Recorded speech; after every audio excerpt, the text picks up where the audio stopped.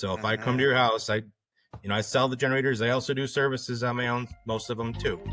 And now they're installing smart meters on people's houses in some states.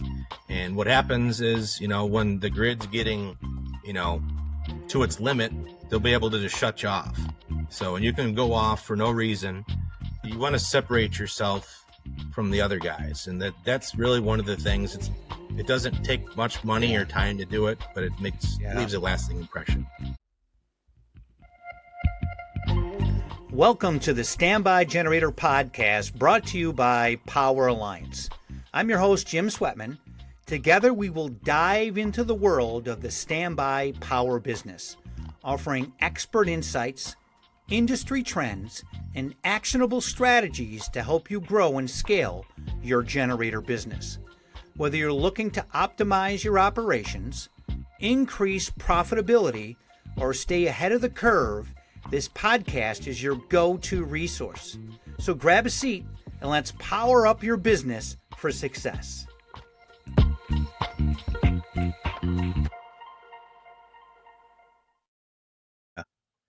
Hello and welcome to the Standby Generator Podcast. This is your host, Jim Swetman.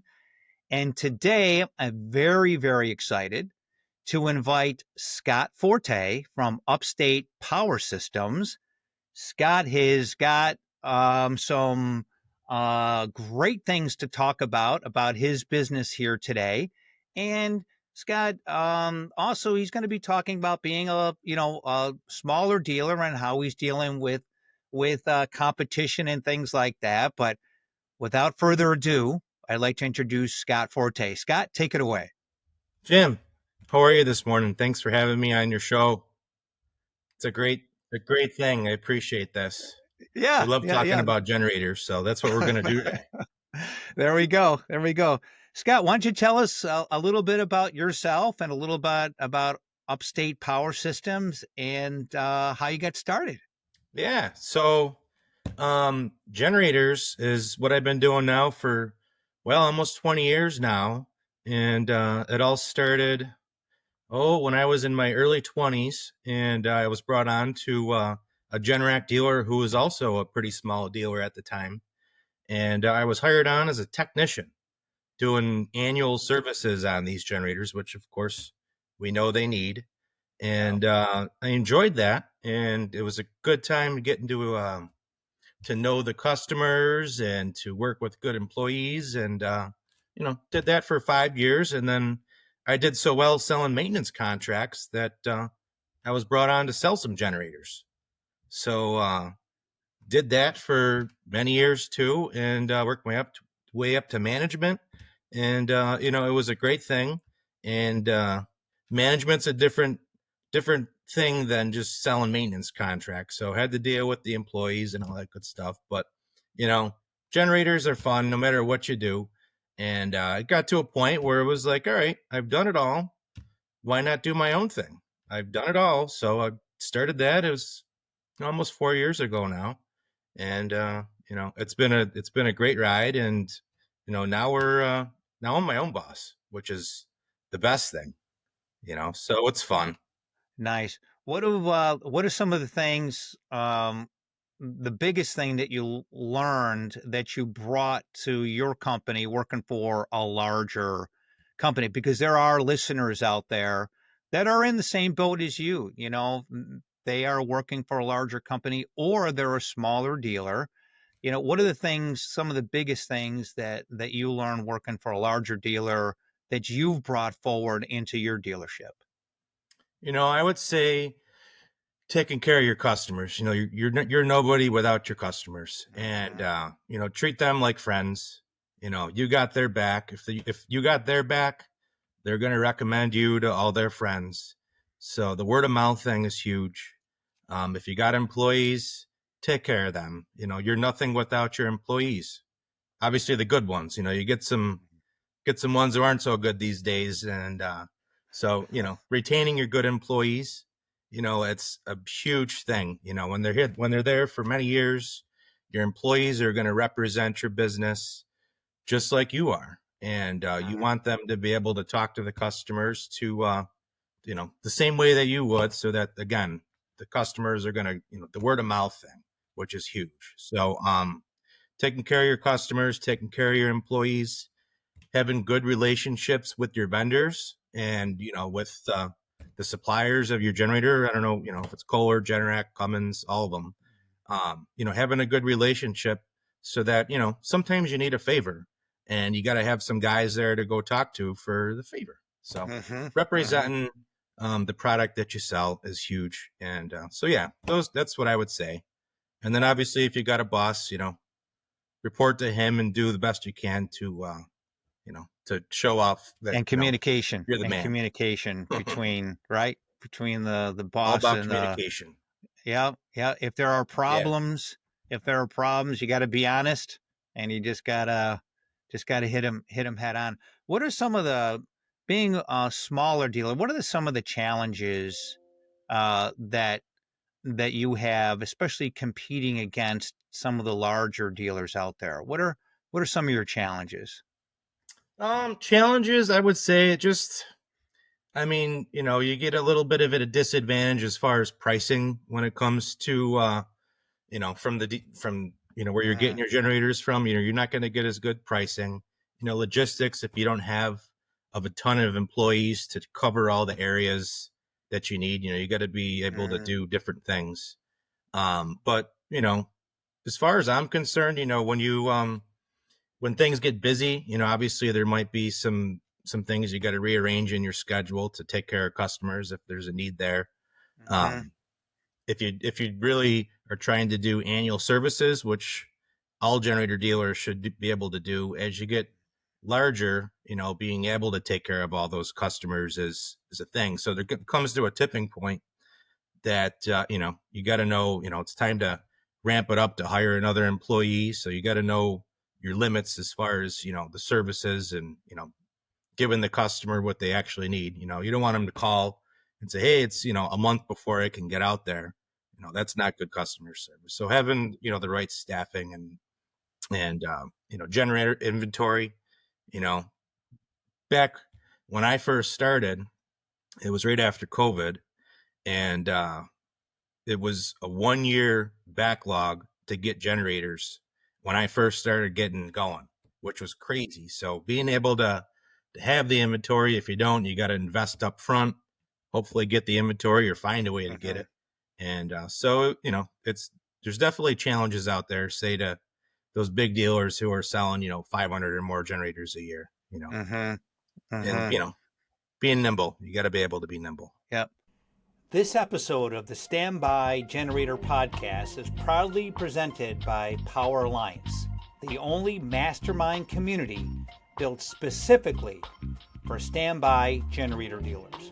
At Power Alliance, we believe growth happens faster when you're connected.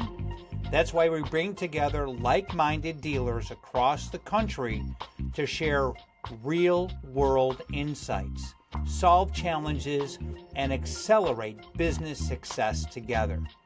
From streamlining operations to scaling your service division, Power Alliance gives you the tools, support, and community to take your business to the next level. Learn more and join the movement at www.poweralliance.com. What makes you different than specifically than your competition out there? What would you say would make you different? I tell my customers this, and it's not always going to be like this, but when you come to work with Upstate Power Systems, you're going to work with me through and through. I'm your guy. So if I come Mm-hmm. to your house, I sell the generators. I also do services on my own, most of them too. Mm-hmm. So Yep. if you buy a generator from me, I have other guys that help me on installs, but I'm there. You're going to work with me through the process.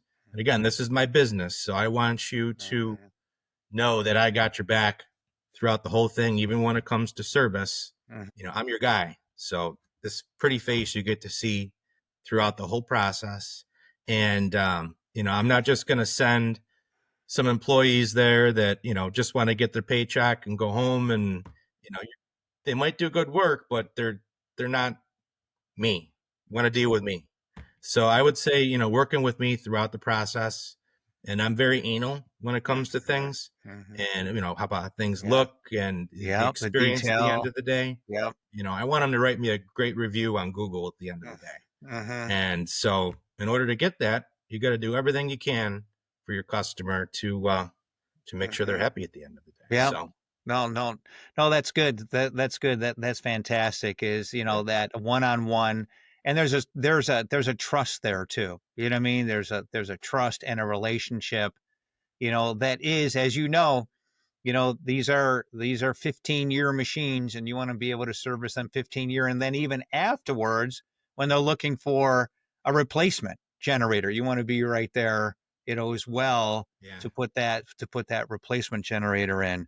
yeah. Great. Replacements are huge. Yeah, what are some of your long-term plans? What's your, like, your 5-year plan or 10-year plan? What are you planning on Well, it'd doing? be to grow. I think the number one thing when I started this is I was thinking of my boys. They got a couple kids, and I want to grow something, big enough that when they're ready to come on board, Oh, that that's good. I got something that I can get them working with. And it's funny, I brought up my 10-year-old last week on a couple generator services. School's out, Nice. and he's like, instead of sitting around the house, on his Yeah. tablet or something, I'm like, you know what? Let's come do some services. I got a couple good people that I Oh, installed generators for last year. You won't yeah. have a problem. So I brought him Oh, and paid him a few bucks. He did a good job cleaning the generators, and he was happy to see it, and he's excited about generators. So yeah. being able to Oh teach my my gosh. boys what I learned is something I want to be able to do. And then what? Maybe old man Scott in 15, 20 years can just go part time and hold the fort down a little bit. So Well, prevailing rate here in New York is like, $26 an hour. So a couple bucks, Scott, I think you're a little short, on I paying know them. I got my balls busted at the end of the day. He's like, "What? That's it?" I'm like, "Come on, man! It's your first." I'm like, "Next time you do a little more work, maybe we'll get you to drain the oil or something. Then we'll give you a little bit more. Got to start somewhere There we here." go.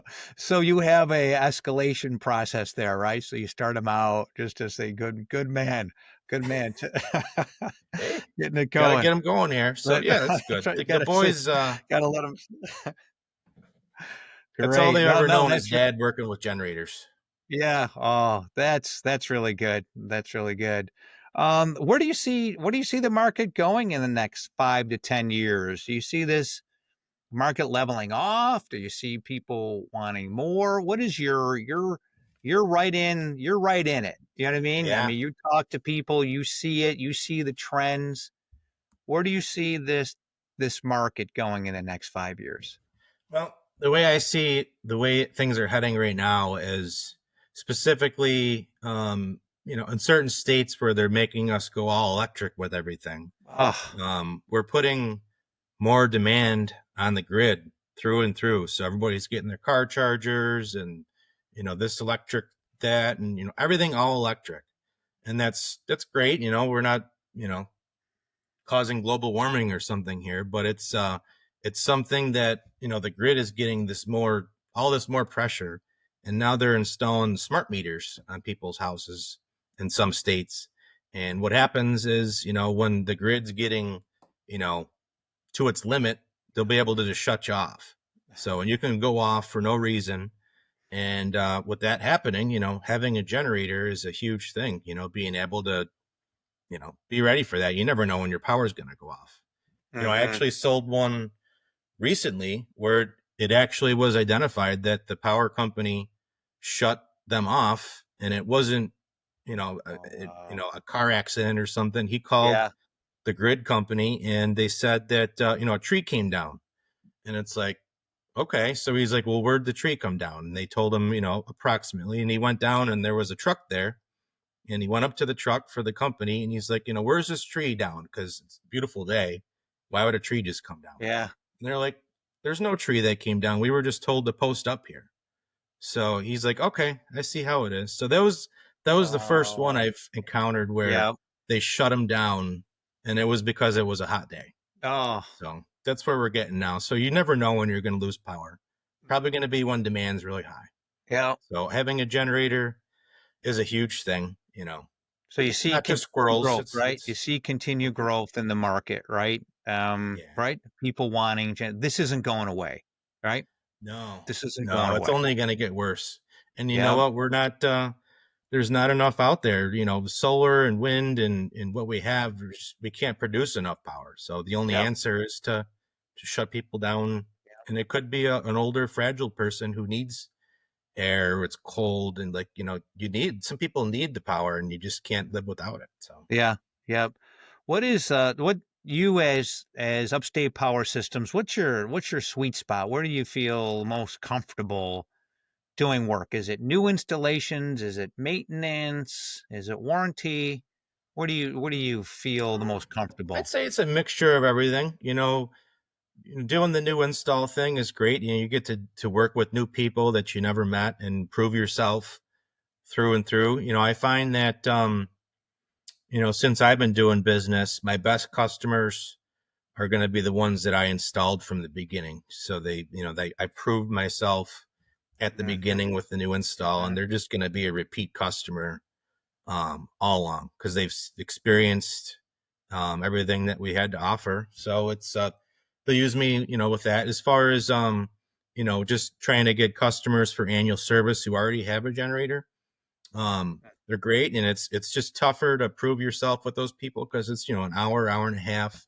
So you really got to try leaving a good impression on those people to show Yeah. the difference. The difference I find with my business compared to most other guys is I do a really good job cleaning the generators. Yeah. It takes 10 Yeah. minutes, Yeah. and I That's bring how my leaf blower out. I blow out the inside and I clean the mhm, outside well.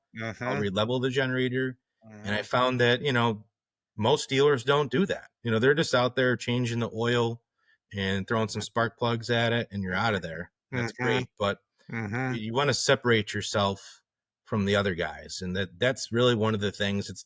It doesn't take much money Yeah. or time to do it, but it Yeah. leaves a lasting impression. Yeah. Well, that's what they see too, right? I mean, when you're done and you walk away and you drive away and they want to check out what you saw, that's what Yeah. they see. You know what I mean? If you can, if it's a really disgusting looking generator, which if I've never serviced it before, it probably is, get a good before picture and an Yeah. after picture and show them and Oh, say, there hey, you go. this is what you had, There you go.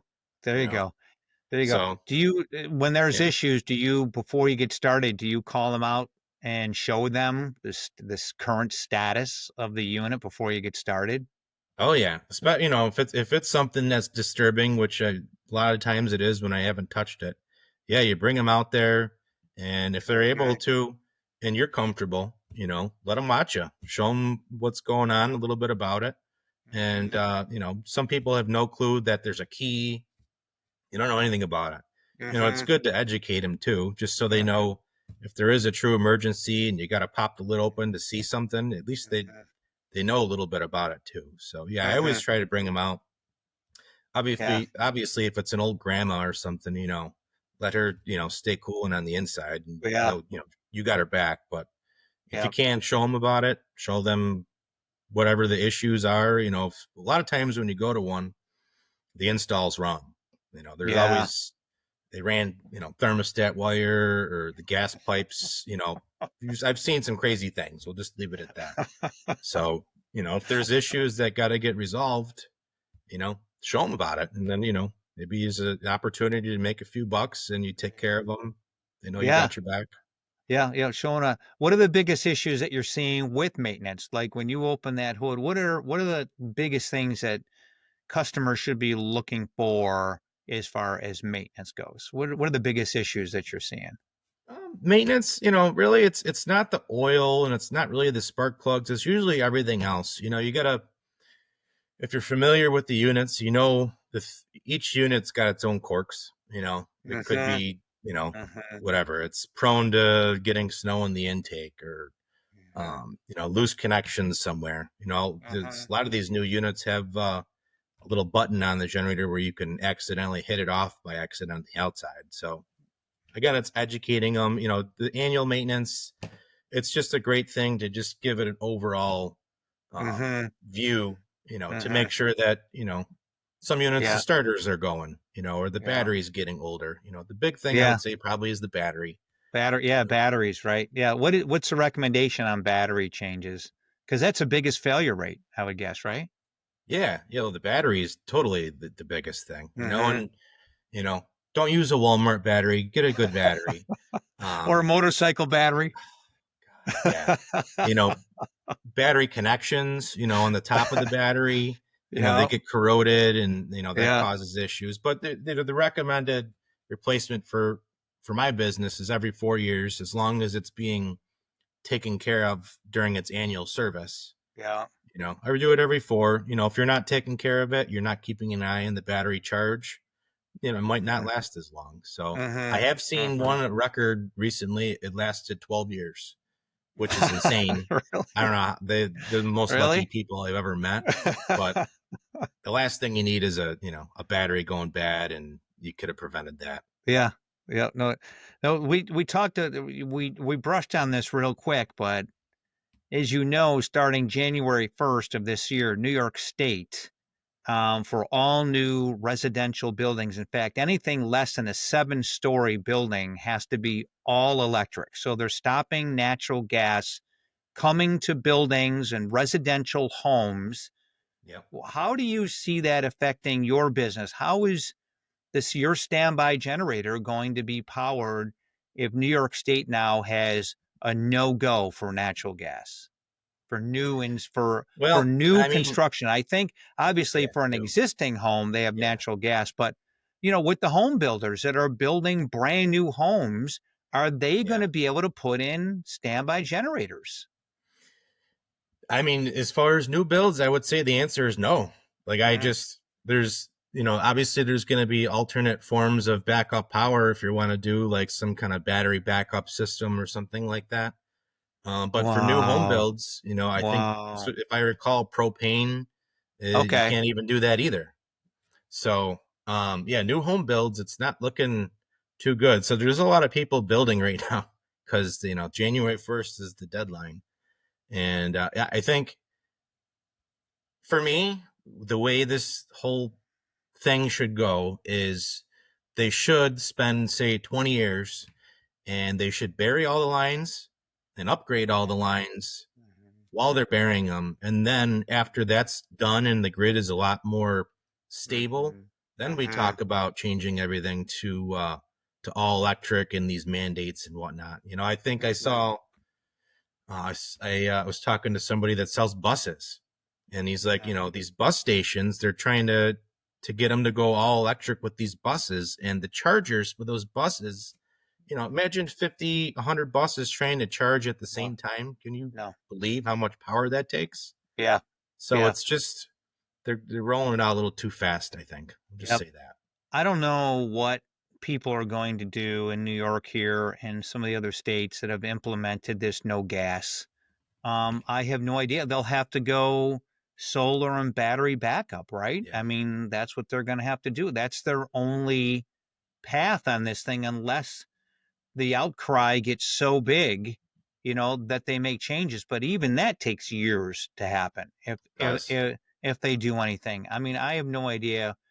There's a lot of projects here in New York State that are on hold because of the implementation of all electric, that are going on. There are projects that the utility says we can't supply power there, or we Yeah. can, but there's going to be major electrical upgrades that are going to be There happening. is. And there's so much new construction and building that can happen here in upstate New York that's not happening because there's not enough power and the implementation of these ridiculous rules that are going on with that thing. Yeah. So, I have a customer who's he was a building inspector. I was a town supervisor at a town, and he was telling me about. We were just talking about this last week, and he's very frustrated with how things are going. And he's like, we have to implement the law, but this is just ridiculous. He's like, this is going to add probably $20,000 to every new home build. He said oh my each new God. home build is going to be required to have a 400 amp service because all this electric that everybody's using. So Oh my God. it's going to add more cost to everything. And then what their answer is they're just putting these smart meters on people's houses so they can just shut you down whenever they want. Oh So my God. that's Oh my that's what we gosh. got going on here. That's crazy. That's crazy stuff. Yeah. Here, lastly, there are, Generac, the number one dealer. They have over 80% of the market. They're up to now 9,600 dealers across the United Wow, that States. many. Yep. They had just had their second quarter come out and they were talking about the dealers out there. How do you, as a smaller dealer, how do you market yourself? What's the most cost effective way that you get customers? And how do you market yourself? Just ideas, for any other dealers that are out there that are smaller. And how do you get the word out? How do you tell the story? You know, when I started, the biggest thing for me is I started a Facebook page Mm-hmm. and for Upstate Yep. Power Systems, and I invited all my friends. I had my wife do it, Yep. my sister, like all my family. I had them invite all their friends. I tried to get as many followers as possible, and I've actually gotten a lot of sales just using Oh, Facebook. Believe it or there you not, go. doesn't cost a lot. Yep. And then being a Generac dealer, if you follow the way you're supposed to, you can get part of the Power Play program. Oh, I see. And being part of that program, you'll be able to get leads from Generac. So Yeah. Generac sends me leads, and I get leads from them, and do what I can to separate myself. The Generac leads, Yeah. you're going to be competing against the bigger guys out there. But if you know what you're doing, you know how to separate yourself from the other guys, there's Yeah. no problem there. There we So go. Okay. those are usually my two biggest things. And Yeah. then the one big thing is word of mouth, Yeah. from other customers. Yeah. If you get a referral, those Mhm. are usually the easiest ones to close because you've Mhm. you've already shown off what you can do, Mhm. and it's almost sold by the time you get there most of the time if Yeah. you know what No, you're that's doing.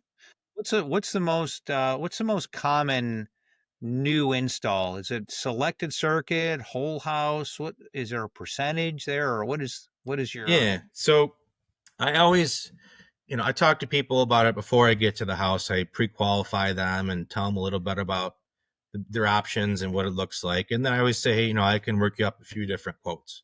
No problem. It takes just a yeah? couple extra minutes. And I would say at the end of the day, probably 90% of the people just end up going whole house Oh, really? because Oh, no kidding.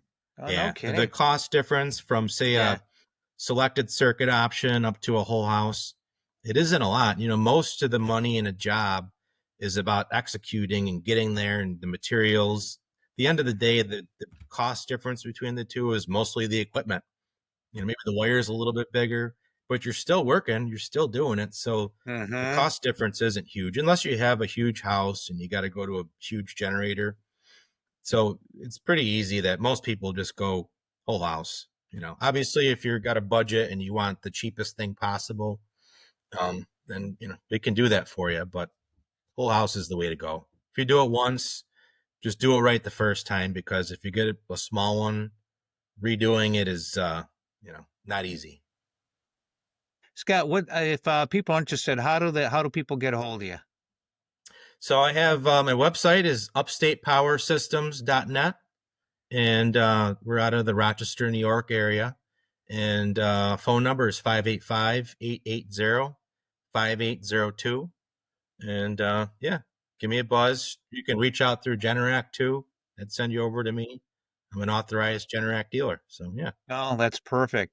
Scott, thank you very much for the insights and what's happening with New York State and how you're really close with the customers. That's very, very unique and what's going on there right now. So yeah. thanks for being a guest here on the Standby Generator podcast and good luck to you. Thanks, Jim. Thanks for having me on the show. All right, sounds good. All right, we'll talk to you later. Take it easy. Okay. Yep. Bye. Bye.